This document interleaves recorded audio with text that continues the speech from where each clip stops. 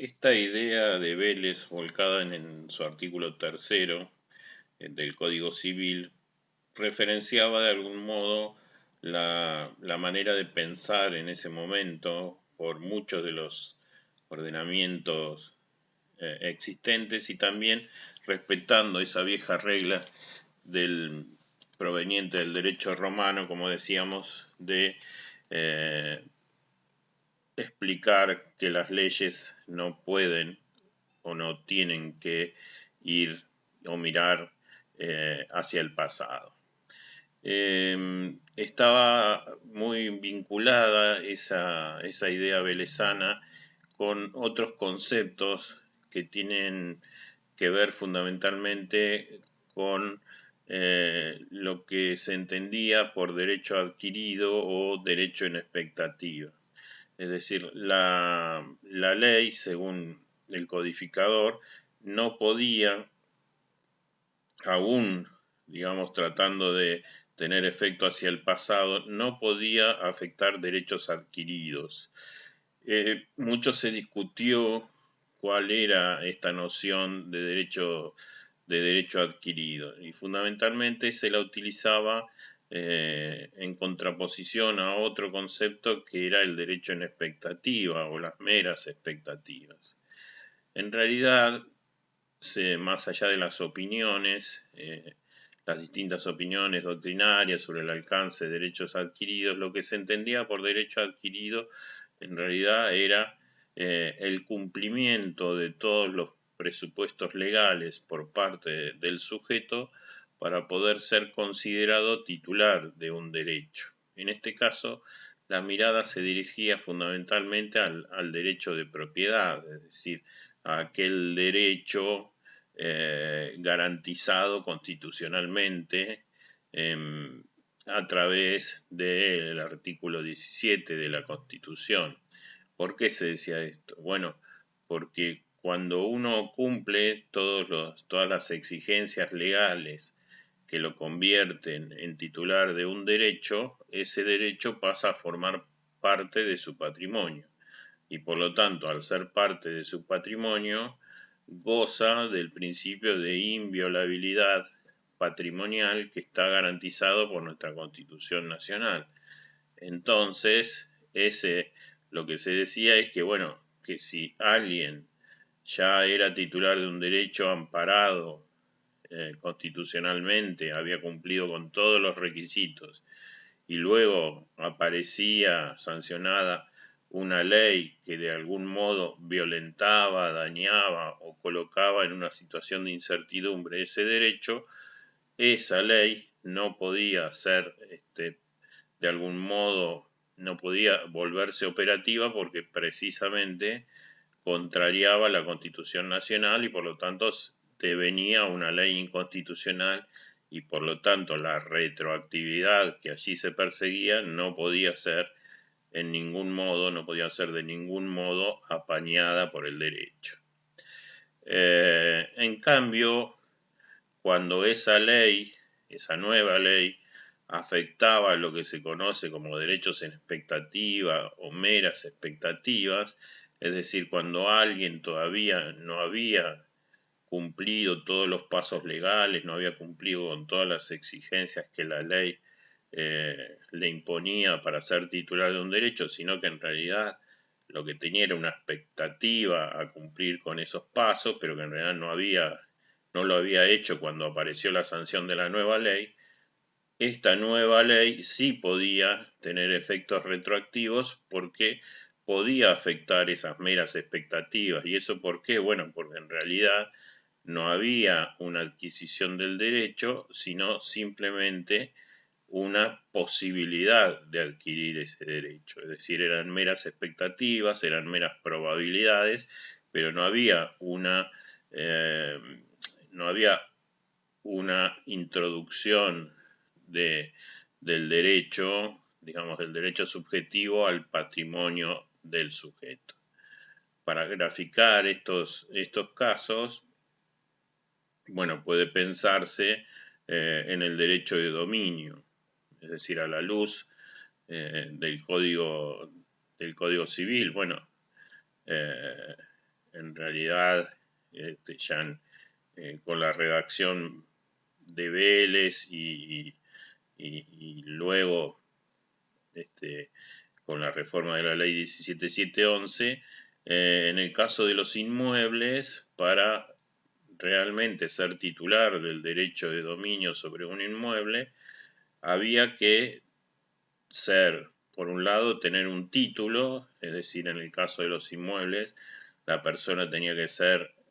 titular por escritura pública, es decir, el título era el instrumento validante de su carácter de dueño, que era la escritura pública, en el caso de los inmuebles. Se le exigía, además, por la ley, tener la posesión de la cosa, es decir, el antiguo propietario tenía que haber hecho tradición de esa cosa, tenía que haberlo puesto en posesión de esa cosa al nuevo dueño, es decir, el modo que se exigía para ser dueño, titular del derecho a dominar, era precisamente poseer la cosa.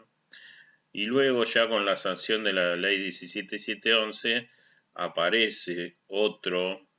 requisito que fundamentalmente está destinado a que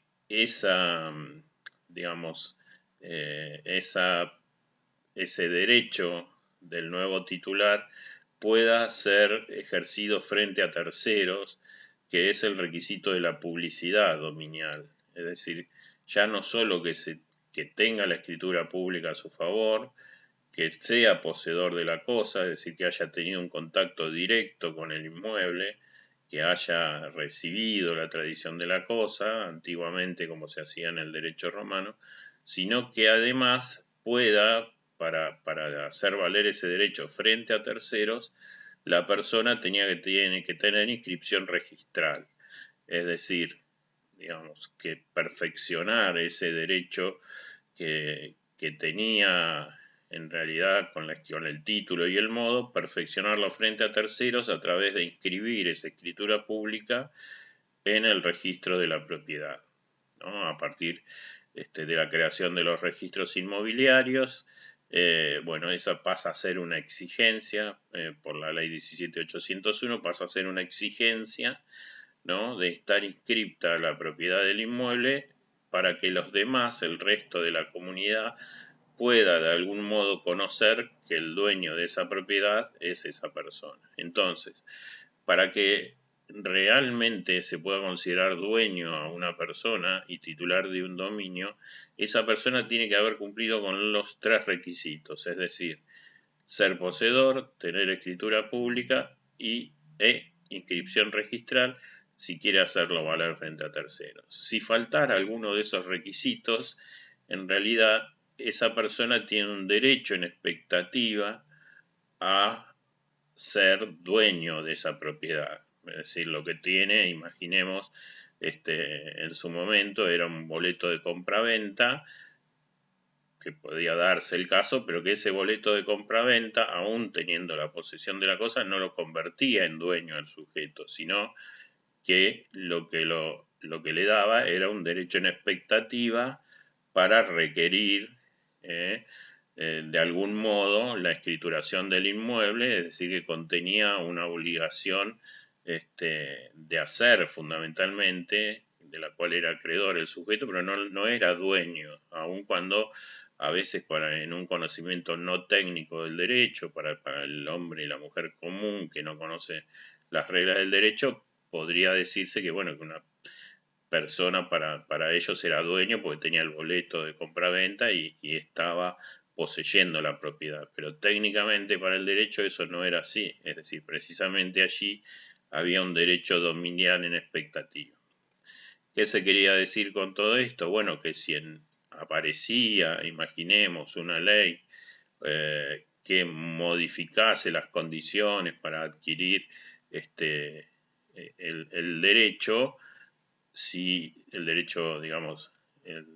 derecho a ser dueño de ese inmueble, bueno, si no se habían cumplido con esos requisitos, esa ley podía, digamos, hacerse valer, podía jugar en su caso. ¿Por qué? Porque, bueno, solamente se tenía un derecho en expectativa. Entonces no había una afectación de derecho adquirido porque ese derecho no había ingresado al patrimonio del sujeto. Ejemplo, en la vocación hereditaria, cuando en su momento, digamos, se modifica el Código Civil, digamos, había sucesores que podían serlo hasta el 6º grado de consanguinidad y en realidad después se modifica la ley y es hasta el 4º grado de consanguinidad. Bueno, si no se había producido la muerte del causante antes de la sanción de la nueva ley que modificaba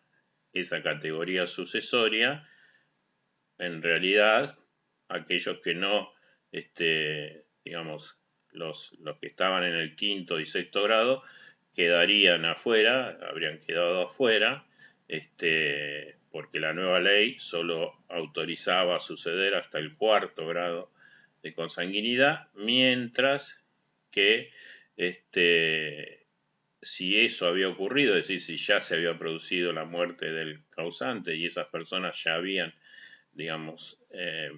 ya habían sido parte de la herencia, esta nueva ley no puede venir a afectar